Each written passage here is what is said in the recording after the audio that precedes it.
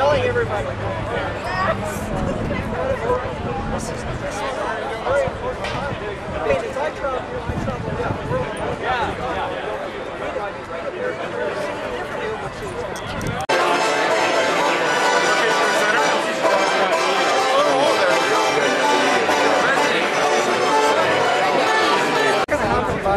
you're going to have to work hard to make sure that it switches.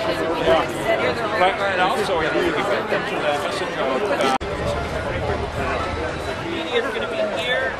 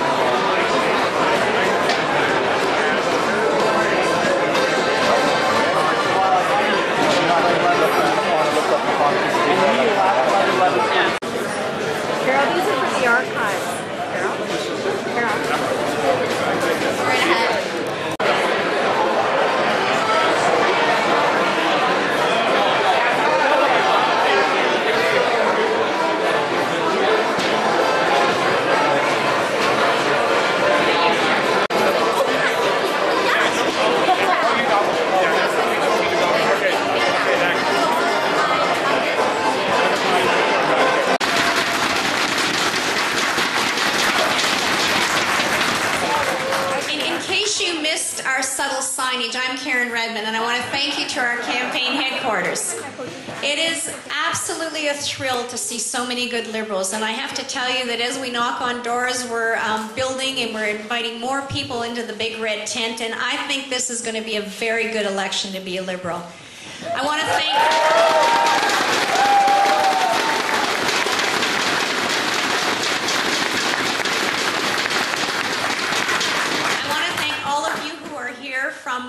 We've actually got 5 ridings represented, and believe it or not, the crowd goes right down to the end of this plaza. So we're spilling over, which is terrific.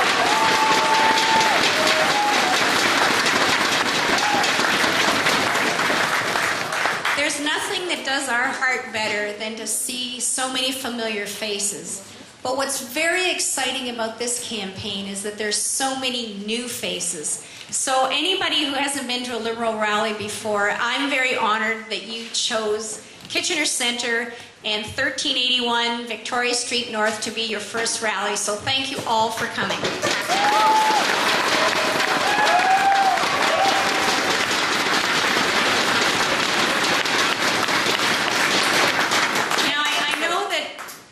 You were coming to see the leader, and you are, but there was a holdup on the 401 and they had to detour.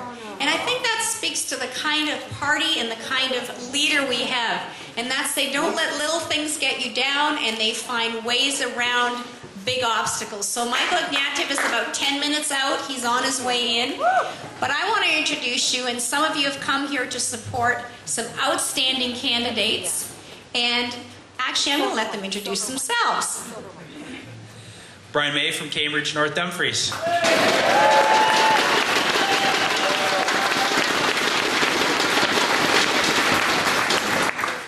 Bob McTavish, Perth Wellington.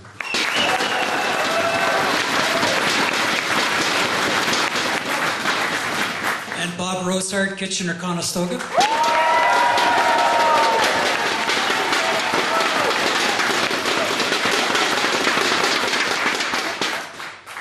Andrew Telegdi, Kitchener-Waterloo.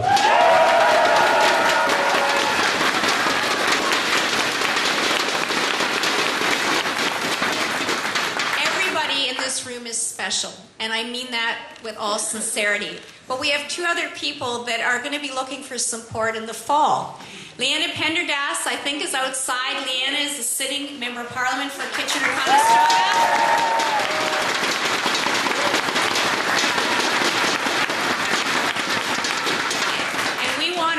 Cousins at the provincial level back. And we're going to have another big red space. I know John Malloy is not here. He's the member for Kitchener Centre at the provincial legislature, and he's an outstanding individual. He's a little too tall, but he can't do much about that. And then we have Catherine McGarry, who is going to take Cambridge for us in the next provincial election.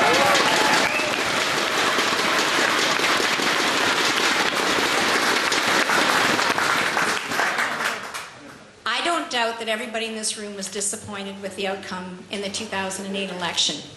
I know we were. I mean, imagine being Andrew and losing by 17 votes. I have to say, I was defeated by 339 votes, and believe it or not, I think I probably accounted for about 20 of those votes. People have come up to me and said, you know, I was so sure you were going to win, and it was late, and I was tired, and I went home. We can't have that in this election. Ladies and gentlemen, we are going to have to earn every vote. And the reason, or the way we're going to earn those votes is knocking on doors, is phoning people, is saying to people, come on into the big red tent, as Michael often says.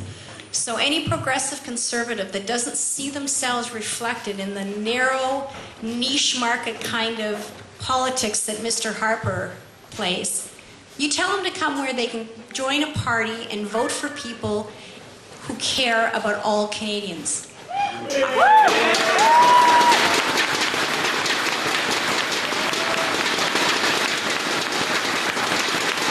On the back of that bus, it said, powered by Victory Fund.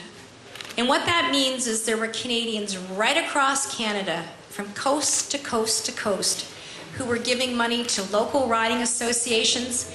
And I think we could all use that, right, guys? Taxpayer dollars went to develop intellectual property that was sold to Ericsson, who is in direct competition with Research in Motion, who is the #1 employer in Waterloo Region. 10,000 jobs, right, Andrew? Yeah. Now, they were willing to listen to the representatives in Potash, Manitoba, right? Saskatchewan.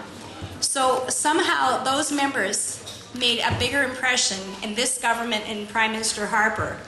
And I don't know about you, but I figure potash has to get dug out where it lies. So they're not going to move potash offshore. We maybe need to worry if they're Canadians who are getting those jobs, but intellectual property can go anywhere. The other thing that I would tell you is a really defining difference between the 2008 election and 2011, besides the momentum that we're feeling and the fact that we've got so many great new volunteers coming in, is the new media. How many people here Twitter? Or tweet, I should say, or on Twitter. How many people are on Facebook? It's very important that we embrace that new media because we're going to reach young Canadians, people from 19 to 35, and get them voting and getting them enthused. I think I'm getting a little bit of competition here, so I'm going to stop.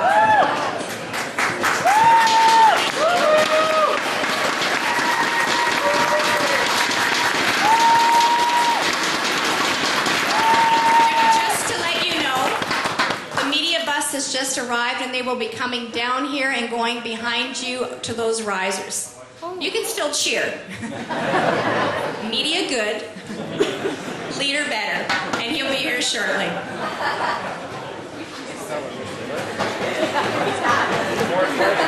I left Hungary after the 1956 revolution. And one of the things that really super bother me as we are going through this campaign and the kind of country we are becoming is when I talk to university professors and I ask them, get involved in politics. And they get worried. They're worried that their grants are not going to be approved. I talk to people in high tech, and I ask them to get involved. And it says, we'll help, but we can't put a public face on it, because we have grants that have to be approved. I talk to people in the non-government organizations, such as Kairos, they have to be careful what they say, because their grants aren't going to be approved. In the case of Kairos, their grants got withdrawn. Now, this is not the ugly Canada that I want. I want a Canada where you can exercise your political beliefs without fear of retribution.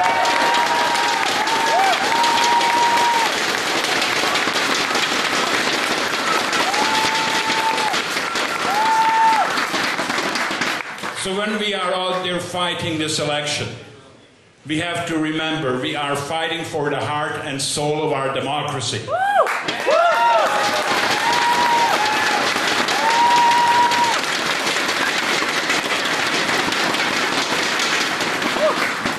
You know, Kieran mentioned what happened to REM when there was no review. It's inconceivable to me that if we had Liberal members and we were in the same position, that we would not ask for and demand a review. And I think that's what members of Parliament are supposed to do. You are supposed to take the message from the community to Ottawa, and you have to fight for your community.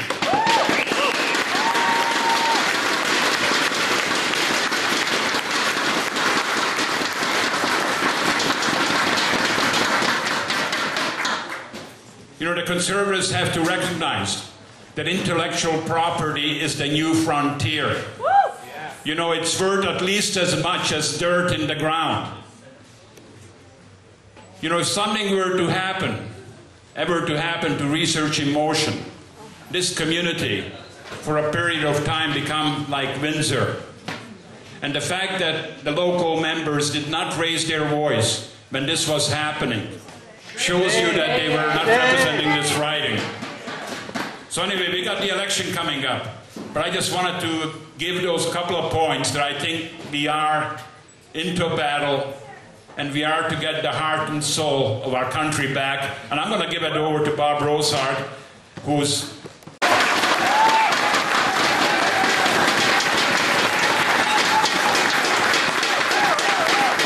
Thank you, Andrew. I'm just going to make a couple of comments. In meeting people the last couple of weeks, there's tremendous anger towards the Prime Minister and his arrogance and his attitude. Some days even his arrogance towards the media. But I was sitting there last night watching news. I see this slogan they have, Help for Canada. But I really wonder, who's Canada? And I would say, is the Prime Minister really helping for Canadians? And I have my doubts. The other thing, and I don't want to make light of this, but up here, the organizers, they've got our names on the floor. I just want to assure the organizers that I'm fresh and full of energy, and I haven't passed my expiry date yet.